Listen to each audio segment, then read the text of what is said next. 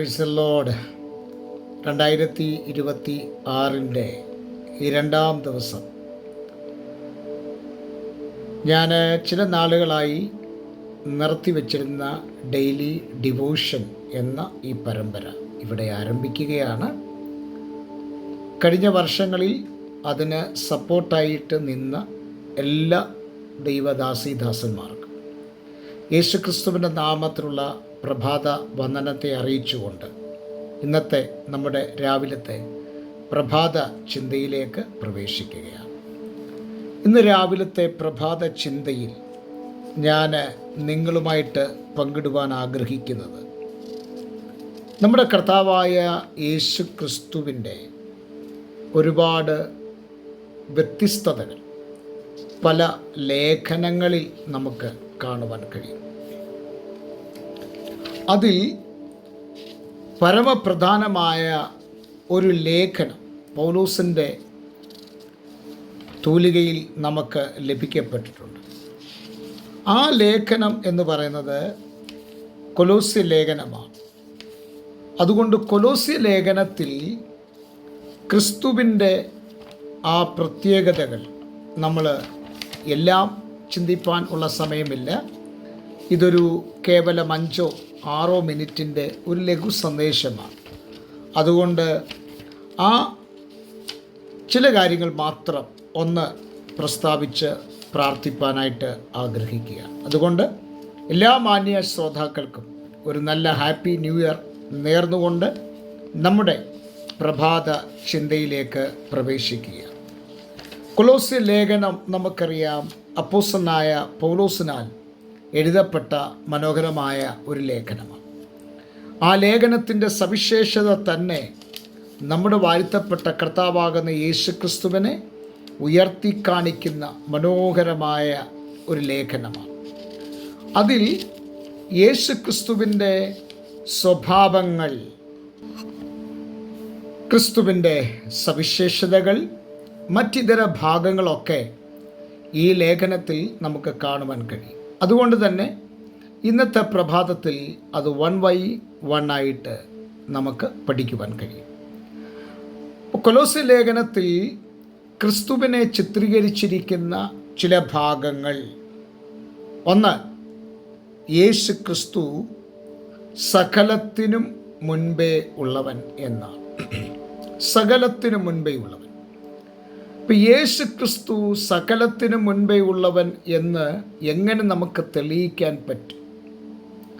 അതുകൊണ്ട് തന്നെ പൗലോസ് ലീഗയുടെ തൂലികയിൽ തന്നെ മറ്റൊരിടത്ത് ഇങ്ങനെ രേഖപ്പെടുത്തിയിരിക്കുന്നു.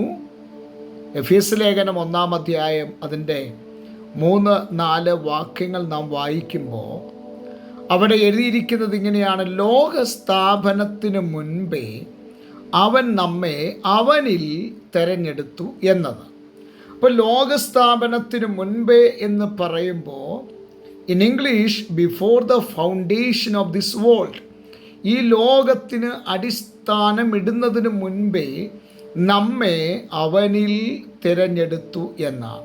അങ്ങനെയാണെങ്കിൽ നമ്മെ അവനിൽ തിരഞ്ഞെടുക്കണമെങ്കിൽ, ലോകസ്ഥാപനത്തിനു മുൻപേ നമ്മെ അവനിൽ തിരഞ്ഞെടുക്കണമെങ്കിൽ അവൻ സകലത്തിനും മുൻപേ ഉള്ളവൻ എന്നല്ലേ അതിൻ്റെ അർത്ഥം? സകലത്തിനും മുൻപേ ഉള്ളവൻ. ഏതിനൊക്കെ സകലത്തിനും?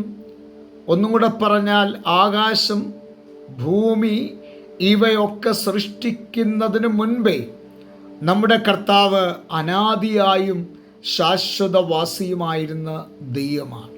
90-ാം സങ്കീർത്തനക്കാരൻ്റെ ഭാഷയിൽ പറഞ്ഞാൽ നമ്മുടെ ദൈവം എങ്ങനെയുള്ള ദൈവമായിരുന്നെന്നറിയാമോ? നമ്മുടെ ദൈവം അവൻ തലമുറ തലമുറയായി നമ്മുടെ സങ്കേതമായിരുന്ന കർത്താവാണ്. ഈ പ്രഭാതത്തിൽ നാം മനസ്സിലാക്കേണ്ട അനുഗ്രഹിക്കപ്പെട്ട വചനം, നമ്മുടെ കർത്താവിനെക്കുറിച്ച് നാം പഠിക്കുമ്പോൾ, നമ്മുടെ കർത്താവിനെക്കുറിച്ച് നാം അറിയുമ്പോൾ, നമ്മുടെ കർത്താവ് ആരായിരുന്നു? അവൻ സകലത്തിനും മുൻപേ ഉള്ളവൻ ആയിരുന്നു.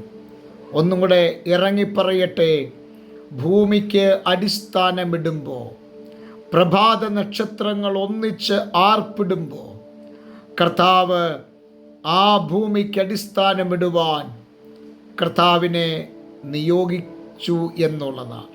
അപ്പം അങ്ങനെയാണെങ്കിൽ സകലത്തിനും മുൻപേ ഉള്ളവൻ ഈ പ്രഭാതത്തിൽ നമ്മൾ പറയുന്ന, നമ്മൾ പ്രസംഗിക്കുന്ന, നമ്മൾ ആരാധിക്കുന്ന നമ്മുടെ ആരാധ്യ പുരുഷനായ ക്രിസ്തു ഇന്നലത്തെ ഒരു മഴവെള്ളച്ചാട്ടത്തിൽ ഒലിച്ചിറങ്ങി വന്ന ഒരു ദൈവമല്ല. നമ്മുടെ പ്രശ്നങ്ങൾക്ക് പരിഹാരം തരുവാൻ കഴിയാത്ത ഒരു ദൈവമല്ല.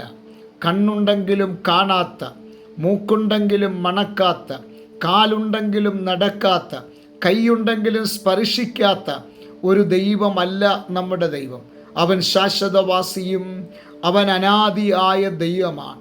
ഈ പ്രഭാത ചിന്ത ഞാനിവിടെ അവസാനിപ്പിക്കുമ്പോൾ എന്നെ കേൾക്കുന്ന ദൈവ പൈതലേ, ക്രിസ്തുവിനെക്കുറിച്ചുള്ള ആ ആഴമേറിയ വെളിപ്പാട് നമ്മുടെ ഹൃദയത്തിൻ്റെ അകത്തളത്തിലേക്ക് ഈ പകലിൽ പ്രകാശം കൊണ്ടുവരട്ടെ എന്ന് പ്രാർത്ഥിക്കുകയാണ്. നമ്മുടെ കണ്ണുകളെ അടയ്ക്കാം, പ്രാർത്ഥിക്കാം. നല്ല ദൈവമേ, സ്വർഗസ്ഥ പിതാവേ, ഈ യൂട്യൂബിൽ കൂടെ വാച്ച് ചെയ്യുന്ന ഞങ്ങളുടെ എല്ലാ പ്രിയപ്പെട്ടവർക്കുമായി സ്തോത്രം. എല്ലാവരും ഒരുമിച്ച് അനുഗ്രഹിച്ചാട്ടെ. യേശു ക്രിസ്തുവിൻ നാമത്തിൽ തന്നെ ആമേൻ. എല്ലാവർക്കും നല്ലൊരു പ്രഭാതം ഞാൻ നേരുന്നു. ക്രിസ്തുവിൽ നിങ്ങളുടെ പ്രിയ സഹോദരൻ പാസ്റ്റർ ജോസ് സാമുവൽ.